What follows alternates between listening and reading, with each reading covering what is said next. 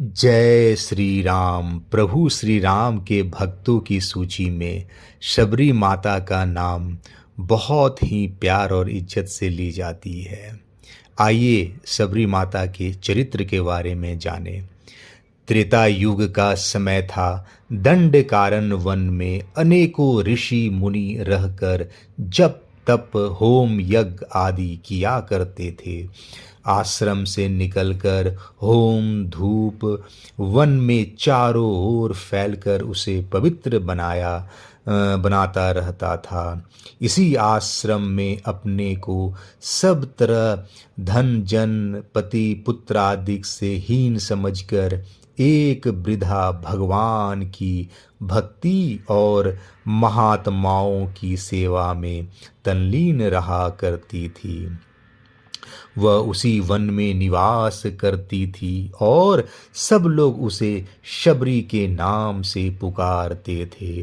साधु संतों की टहल सेवा करने की और उसकी स्वाभाविक प्रवृत्ति थी, लेकिन नीची जाति की होने के कारण साधुओं के पास जाने में वह झिझकती थी। फिर भी वह इतना अवश्य करती थी कि रात्रि के अंतिम प्रहर में ऋषियों की कुटियों में चुपचाप घुसकर लकड़ी के बोझ डाल आती। यह साधु सेवा उसे अच्छी लगती थी। जिस रास्ते से ऋषि जन स्नान करने पंपासर पर जाया करते थे, वह उसे झाड़ देती, वहाँ से कंकड़ियों को बीनकर फेंक देती और जल्दी से चली जाती थी ताकि कोई उसे देख न ले। ऋषिगण प्रातःकाल उठकर देखते तो एक दूसरे से पूछते, यह झाड़ू कौन दे गया है? थोड़ी देर के लिए वे एक विचित्र उलझन में पड़ जाते, पर अंत में उनके मुंह से यह शब्द निकलते, यह तो कोई अत्यंत सज्जन व्यक्ति जान पड़ता है जो हमें इस तरह से सुख पहुंचाता है। उसी आश्रम वासियों में एक मतंग नाम के ऋषि, जो बड़े अनासक्त निर्लिप्त थे और भगवान की भक्ति के रस में सराबोर रहते थे, एक दिन लकड़ियों के बोझ को अपनी कुटिया में रखा देख कर बोले, आश्रम में यह कौन चोर आता है जो चोरी से सेवा करता है? उसे किसी दिन पकड़ना चाहिए, क्योंकि उसके ऐसे प्रेम के साक्षात दर्शन किए बिना मेरा मन व्याकुल रहता है। इस पर सब शिष्यों ने सावधान रहकर रात भर पहरा दिया और शबरी के आने पर उसे पकड़ लिया। वह बेचारे शिष्यों के पकड़े जाने पर कांपने लगी और पैरों पर गिर पड़ी। उसे देखते ही ऋषि मतंग के नेत्रों से प्रेमाश्रु झरझर कर बह निकले और उन्हें शबरी के दर्शन से जो आलव्य आनंद हुआ वह क्या कहने में आता है। अर्थात मतंग ऋषियों ने अपने को इतना बड़ा भागी माना कि शब्दों के द्वारा उनके सौभाग्य का वर्णन करना असंभव है, किंतु अपने नीचे कुल का ध्यान करके लज्जा के कारण उसकी आंखें जमीन में झुकी जा रही थी। उधर ऋषियों को यह चिंता सहा रही थी कि शबरी के हृदय में से इस भावना को कि नीची जाति के होने के कारण वह अछूत है कैसे बाहर निकाला जाए। भगवान की शरण में आने पर नीचे ऊंच सब बराबर हो जाते हैं। यह विचार उन्होंने शिष्यों से कहा कि यह शबरी इतनी पवित्र है कि इस पर कोई करोड़ ब्रह्म तत्व ब्राह्मण होने का अभिमान न्योछावर किए जा सकते हैं। अंत में उन्होंने शबरी को आश्रम में रख लिया और उसके कान में निज मंत्र का उपदेश दिया। इस पर और ऋषिगण बड़े नाराज हुए और उन्होंने मतंग ऋषि को समाज से अलग कर दिया। कुछ समय बीतने पर वह शबरी से बोले, यहाँ रहकर तुम एक दिन श्री रामचंद्र जी के प्रत्यक्ष दर्शन का सुख प्राप्त करोगी, किंतु मैं तो प्रभु की आज्ञा के अनुसार अब परलोक भगवत धाम को जा रहा हूँ। गुरु मतंग ऋषि से वियोग हो जाने के कारण शबरी के हृदय को बड़ी भारी चोट लगी। जीवन दुभर हो गया था, पर जीवित इसलिए थी कि श्री रामचंद्र जी के दर्शन की आशा मन में लगी थी। जिस मार्ग से मुनि स्नान करने जाया करते थे, उसे वह रात में ही जाकर झाड़ आती थी। एक दिन कुछ देर हो गई तो किसी ऋषि ने इसे देख लिया। इस पर शबरी को बड़ा कष्ट हुआ कि आज मैं ऋषि के सामने पड़ गई। संयोग से वह ऋषि शबरी से कुछ छू गए और गुस्से में भरकर उन्होंने न जाने क्या क्या कह डाला। अंत में सोच विचार करने के बाद ऋषि नहाने के लिए फिर सरोवर को लौट गए। यह देखकर शबरी डर से भाग खड़ी हुई। ऋषि जब दोबारा सरोवर पर पहुँचे और डुबकी लगाई तो देखा कि तालाब का सारा जल खून हो गया है और उसमें अनेक प्रकार के कीड़े रेंग रहे हैं। अब मुनि को यह नई चिंता सवार हुई, लेकिन वह इतने अभागे और विवेकहीन निकले कि उन्हें वास्तविक भेद अंत तक नहीं जान पड़ा। मुनिवर इसी धोखे में रहे कि शबरी का शरीर छूकर सरोवर में स्नान करने के कारण ही जल रुधिर बन गया, जबकि वास्तविक बात यह थी कि शबरी के प्रति दूषित भावना के कारण उनका शरीर इतना पातकी हो गया कि उसके स्पर्श से जल रुधिर में बदल गया। शबरी को भगवान श्री रामचंद्र जी के आने की बड़ी तलामली लगी थी, इसलिए वह वन में से बेर बिन कर लाती और चख कर जो मीठे लगते उन्हें प्रभु के योग्य समझकर रख लेती थी। रास्ते में खड़ी होकर वह सदा भगवान राम के आगमन की प्रतीक्षा में आंखें बिछाए रहती थी कि कब श्री रामचंद्र जी आवे और कब मैं उनके दर्शन कर अपने नेत्रों को सफल करूं। इसी प्रकार जब वाट देखते देखते बहुत दिन बीत गए, तब अचानक एक दिन श्री रघुनाथ जी आ गए। शबरी सब दुख भूल गई। प्रसन्नता की ऐसी हालत में भी उसे अपने शरीर के नीचे कुल में उत्पन्न होने की बात याद रही, इसलिए श्री रामचंद्र जी के आते ही वह भाग कर छिप गई। इस पर श्री रामचंद्र जी ने उपस्थित सब वनवासियों से पूछा, शबरी कहाँ गई? आश्रमवासी मुनियों से पूछते पूछते भगवान उस स्थान पर आए जहाँ शबरी रहती थी और लोगों से पूछा, वह सौभाग्यशालिनी कहाँ है? हमारी आंखें उसे देखने के लिए आतुर है। शबरी को जब यह मालूम हुआ कि उसके राम आश्रम में पधारे हैं, तो उसके मन से नीचता की भावना मिट गई। जहाँ से प्रभु दिखाई पड़े वहीं से साष्टांग प्रणाम किया। भगवान श्री रामचंद्र जी ने उसके पास जाकर उसे लग कर उठा लिया। प्रभु के हाथ का स्पर्श होते ही शबरी के सब दुख दूर हो गए और नेत्रों से नए प्रकार के आंसू बरसने लगे। अब तक भगवान के वियोग में वह गर्म आंसू बहाती रही थी। ये आंसू प्रेम और प्रभु प्राप्ति के आनंद के थे।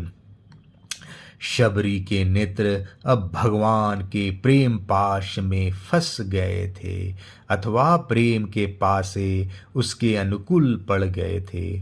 अतः आनंद के आंसुओं का उमड़ना स्वाभाविक था। इसके अनंतर भगवान ने सुखपूर्वक आसन ग्रहण किया और शबरी के द्वारा भेंट किए गए बेरों को खाकर उनके अपूर्व मिठास की भूरी भूरी प्रशंसा करते हुए बोले, क्या कहूँ, आज ऐसे मीठे फल खिलाकर तुमने रास्ते की मेरी सब थकान दूर कर दी।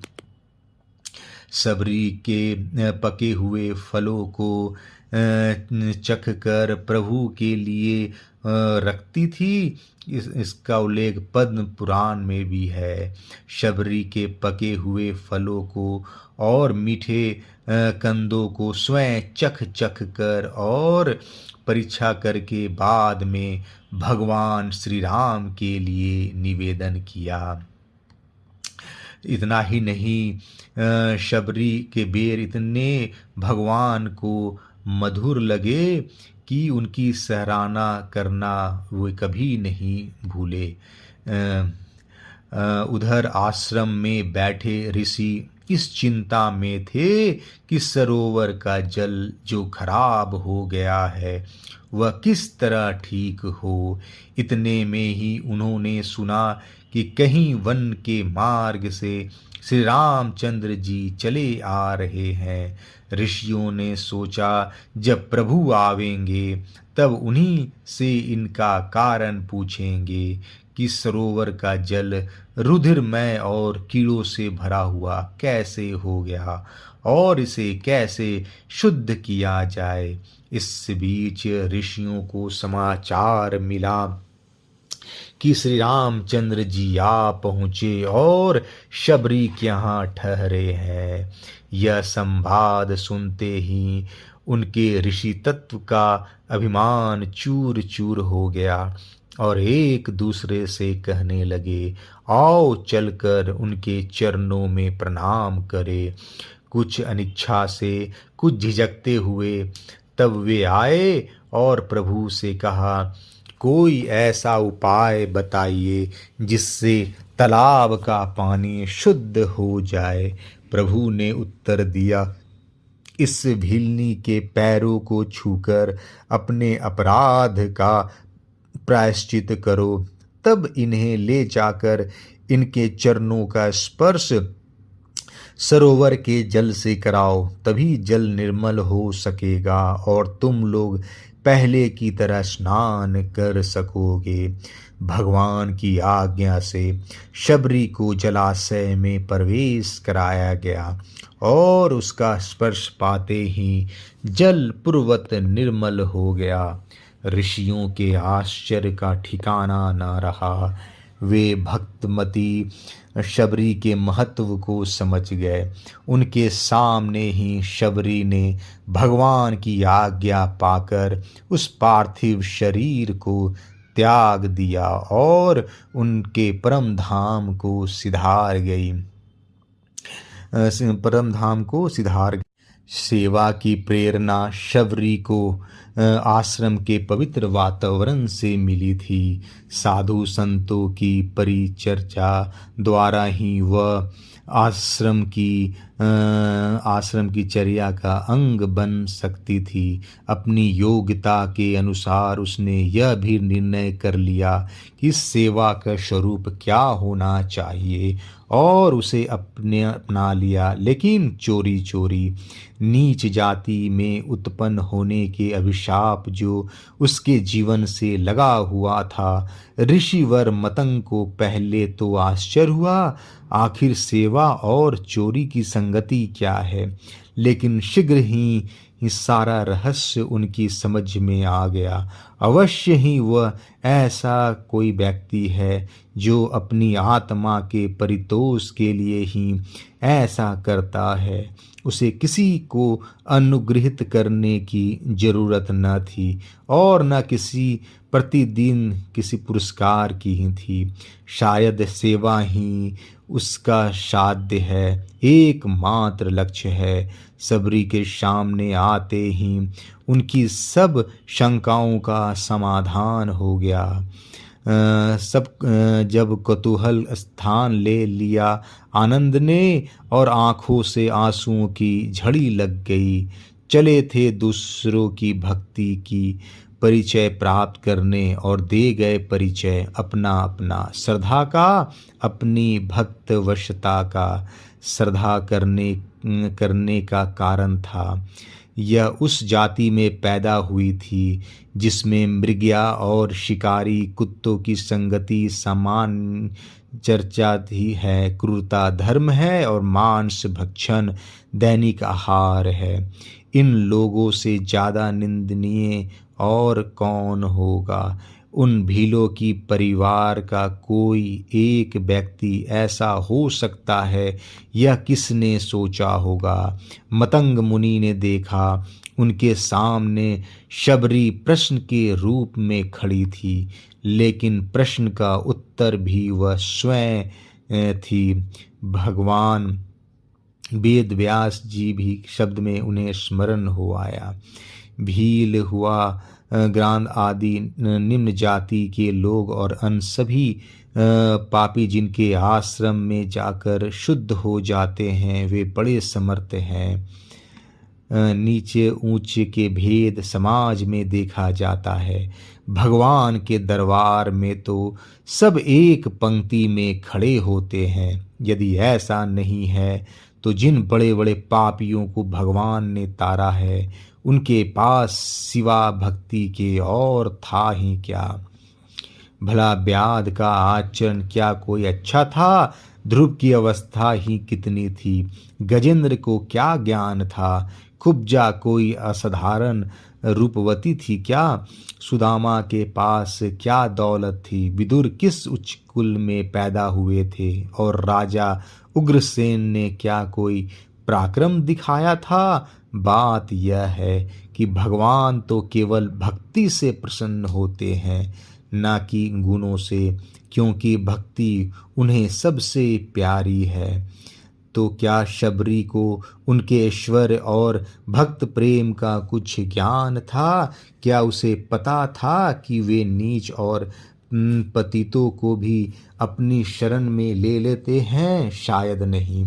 वह तो पवित्र जीवन की कायल थी। पूर्व जन्म के किसी पवित्र संस्कार के फल स्वरूप वह अब तक इतना ही जान पाई थी कि उसके अपने वर्ग के लोगों का जीवन इन ऋषियों के जीवन की तुलना में अत्यंत हेय है। इस ज्ञान के साथ ही उसने वैराग्य भावना को उदय हुआ और वह वन में एकांत जीवन बिताने लगी। मुनि मतंग की कृपा से जब शबरी को मंत्र दीक्षा मिली, तब हुआ पहले पहल उसे यह ज्ञान कि जिन संतों की सेवा से उसे इतना सुख मिलता है, वे भी किसी के कृपा कटाक्ष की वाट देखते रहते हैं और उसकी सेवा के निमित्त इन ऋषियों का जीवन समर्पित हो चुका है। कौन है वह, कैसा है, क्या उनके दर्शन हो सकते हैं, यह शबरी को कुछ पता नहीं था। मुनि मतंग ने शबरी को बताया, वह भगवान श्री रामचंद्र जी हैं, बड़े कृपालु हैं। इतने कि एक दिन स्वयं इस आश्रम में पधार कर तुम्हें दर्शन देंगे। मतंग को यह आश्वासन मात्र नहीं था, बल्कि दृढ़ विश्वास था। वह विश्वास कि जन्म जन्मांतर तक तप करने वाले ऋषि भले ही पिछड़ जाए, पर शबरी के लिए भगवान दौड़े आएंगे। ऐसा क्यों? इसके लिए शबरी जानती ही नहीं थी कि अभिमान कहते किसे हैं। नीच जाति में उत्पन्न होने का यह एक ऐसा मूल्य लाभ था जिससे बड़े बड़े तपस्वी वंचित रहते हैं।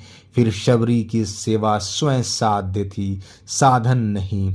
साधुओं की सेवा कर स्वर्ग जाने की अभिलाषा उसके पैदा ही नहीं हो सकती थी। स्वर्ग तो भक्ति विहीन कर्म धर्म करने वालों के लिए सुरक्षित है और मोक्ष ब्रह्म ज्ञानियों के लिए वह तो बेचारी ज्यादा से ज्यादा मुनियों का मार्ग बुहार सकती थी। वास्तव में भगवान को प्रसन्न करने के लिए इससे सीधा और सरल उपाय और कोई है ही नहीं। आदि पुराण में भगवान ने स्वयं अपने श्रीमुख से कहा है, मेरी आराधना करने वाले भक्त मेरे उतने भक्त नहीं हैं जितने कि वे लोग जो मेरे भक्तों की भक्ति करते हैं। मतंग मुनि की को यह चिंता न थी कि शबरी जैसे नीच जाति की स्त्री को सेविका के रूप में अंगीकार कैसे किया जाए। इस संबंध में उन्हें किसी प्रकार का संशय और संकोच नहीं था, क्योंकि इसका निर्णय भगवान स्वयं उद्धव को दे चुके हैं। केवल श्रद्धा पूर्वक भक्ति द्वारा मुझे प्राप्त किया जा सकता है। मैं साधुओं की प्रिय आत्मा हूँ। मेरी भक्ति मुझ में श्रद्धा रखने वाले चंडालों को भी पवित्र कर देती है। तो इस संबंध में मतंग को कोई दुविधा नहीं थी। उन्हें तो सोच दूसरा ही था, परो जाए सोच सोत कैसे की निकारिये। इस शबरी को यह दुख है कि नीच जाति होने के कारण मैं साधु सेवा की अधिकारिणी नहीं हूँ। सो इसके इस कांटे को कैसे निकाला जाए। इसका एक ही उपाय था, वह यह कि साहस करके उन रूढ़ियों को तोड़ फेंका जाए जो ऋषियों को पकड़कर बैठ गई है। मतंग ने यह करके दिखा दिया और संसार के सामने एक आदर्श उपस्थित करके वे सदा के लिए इस लोक से विदा हुए। शबरी के ऊपर यह दूसरी आपत्ति आई। अब तक तो वह भगवान की वियोग में ही विकल थी, पर इस गुरु के वियोग ने तो उसे मानो मथ डाला। सच पूछा जाए तो यह विकलता नहीं थी, व्यथा नहीं थी, बल्कि शबरी की सद्गति के लिए भूमिका का तैयार हो रहा था। क्योंकि भक्त में जब तक विकलता नहीं पैदा होगी तब तक भगवान क्यों मिलने लगे। आत्मशुद्धि का तो प्रधान साधन, यह तो प्रधान साधन है। देहाभिमान और आत्माभिमान दोनों ने उन्हें बुरी तरह जकड़ रखा था। जहाँ तक भक्त और अभक्त की भेद दृष्टि थी उनकी लुप्त हो चुकी थी।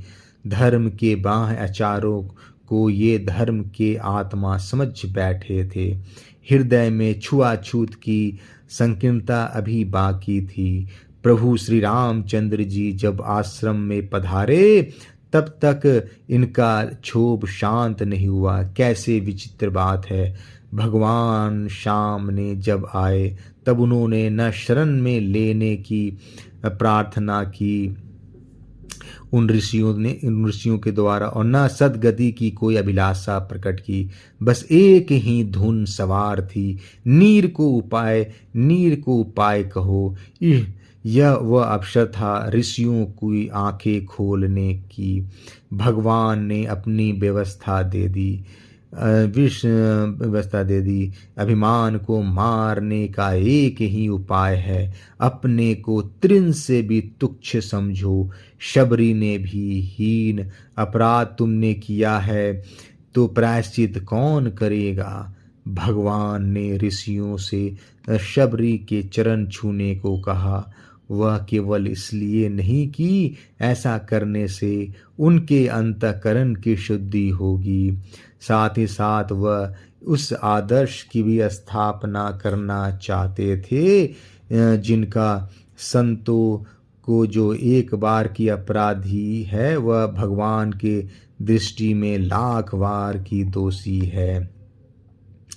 इस प्रसंग में भागीरथी का चरित्र भी उल्लेखनीय है। राजा भागीरथ जब गंगा जी को स्वर्ग से पृथ्वी तल पर लाए तो गंगा जी ने पूछा, राजन, यह तो बताइए कि संसार के पापी तो मुझ में स्नान कर शुद्ध हो जाएंगे, पर मैं उनके पापों का बोझ किस प्रकार सह सकूंगी। भागीरथ ने उत्तर दिया, गंगे, भगवान के प्रिय भक्त सारे संसार को पवित्र करते हैं। उनके अंग स्पर्श से ही तुम्हारे वे सारे पाप नष्ट हो जाएंगे। इस समस्त प्रसंग में भगवान के मुखारविंद से निकले हुए शब्द तनिक ध्यान देने योग्य है। प्रभु ने सबरी की सेवा से प्रसन्न होकर उससे कोई वर मांगने को नहीं कहा, न उसे अपनी भक्ति में निरंतर लीन रहने का उपदेश किया। लगता है जैसे भगवान इस संबंध में काफी सतर्क रहे कि शबरी को उनके ऐश्वर्य या महिमा का ज्ञान न हो जाए। यदि ऐसा हो गया, यदि कहीं शबरी को इस बात की झलक भी मिल गई कि श्री रामचंद्र जी परब्रह्म हैं, तो प्रभु और शबरी के बीच में उनकी विशाल सत्ता दीवार बनकर खड़ी हो जाएगी। शबरी के हाथों बेर खाने में जो आनंद था वह ब्रह्म ज्ञान के करोड़ों उपदेशों में भी नहीं मिल सकता था। प्रभु की प्रभुता के ग्रांतक के नीचे तो वह बेचारी दब कर रह जाती। भगवान ने सोचा, इस भिल्ली के भोले हृदय की सौंदर्य को किसी भी मूल्य पर नष्ट नहीं होने देना चाहिए, और इसे यह भी नहीं मालूम होना चाहिए कि मैंने इसे अनुग्रहित किया है। इसलिए उन्होंने यह कहा, क्या बताऊं, यहाँ आकर तो मेरे रास्ते की सब थकावट दूर हो गई। अभिप्राय यह था कि शबरी को निहाल करने का तो प्रश्न ही नहीं उठता था। वहां जाकर तो उल्टे वह स्वयं लाभान्वित हुए।